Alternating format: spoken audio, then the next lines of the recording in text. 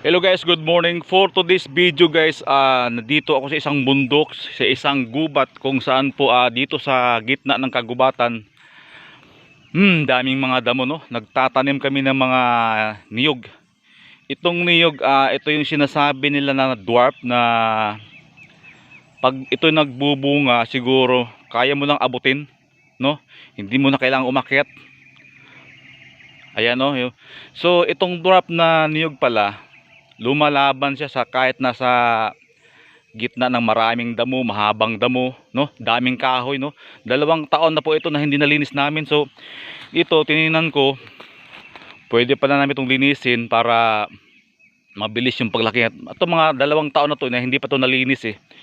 So ito sinusurvey ko kung ano nga linisin namin eh, para at least ito pala buhay pala yung mga tinatanim naming mga niyog, no? Itong sinasabi lang dwarf na niyog, yung hindi natataas, siguro mga 5 years magbunga na ito. Tapos yun na nga, hindi na kailangang akyatin.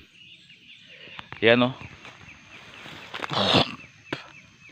Ayan yung sinasabing dwarf na niyog. Grabe no. Dito ako sa isang parang gubat na to eh. Ang daming mga ayan. Meron pa doon, no? Ayan. Ito yung dwarf na niyog. Lumalaban siya sa gitna ng kagubatan, sa daming damo, sa daming mahahabang damo, daming mga kahoy, kung ano-ano pa. Ayan siya, 2 taon siya lumalaban dyan. Ayun. Ayan. Ayan, buhay pa yung dwarf na niyog, no? So matindi siya, lumalaban pala siya sa mga daming damo, mahahabang damo. Ayan. Yan yung niyog namin, no? Yung dwarf na niyog. So 2 taon na yan na hindi nalinis. So grabe andyan pa, buhay pa pala eh. Akala namin wala na eh. Ayan, so bukas lilinisin namin to bukas, no? So marami to.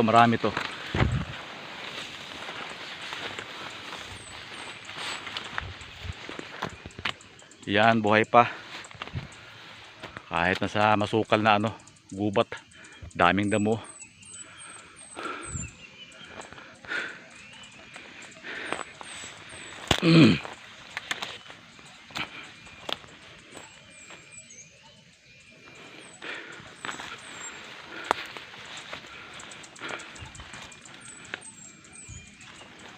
Yan, buhay pa yung kakaibang niyog na dwarf na hindi na kailangan umakyat.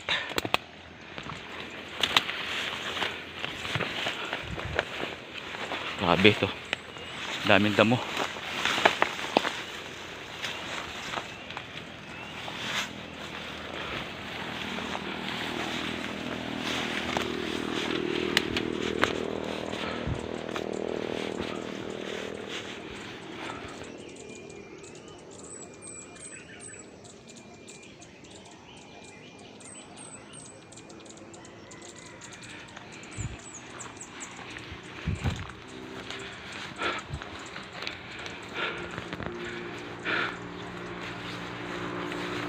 Ayan, buhay pa. So bukas lilinisin namin to. So marami pa palang buhay, no? Ito palang dwarf na niyog kahit nasa gitna siya ng maraming damo, parang gubat na to eh, lumalaban siya sa mga ayan no. Ayan. Ayun no. Ayun, buhay pa siya. So bukas lilinisin namin to.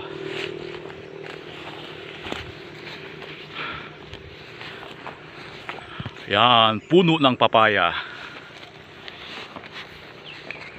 Dami ng bunga, no?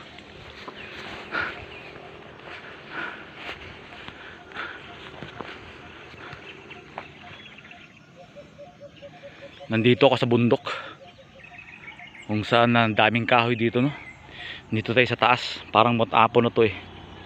Ang hirap umakyat. Ngayon bababa naman tayo. Yan, buhay pa yung dwarf namin, dwarf na niyog. Sinasabing dwarf, lumalaban siya sa mga masusukal na mga damo.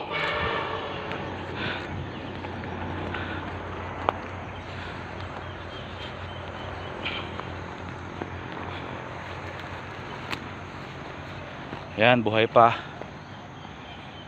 So grabe, ito palang dwarf na niyog. Kahit hindi malinis 2 taon, lumalaban siya eh. Ayun, buhay pa.